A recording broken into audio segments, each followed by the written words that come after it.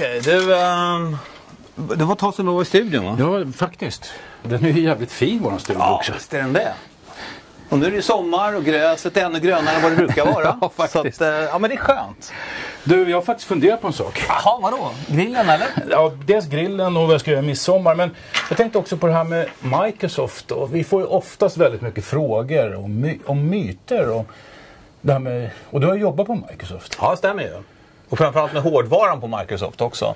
Ja. Jo, men vi får ju mycket frågor, det är som du säger. Och hur fasen ska vi kunna hitta rätt i det här då? Så att vi inte behöver sätta oss och binga på internet.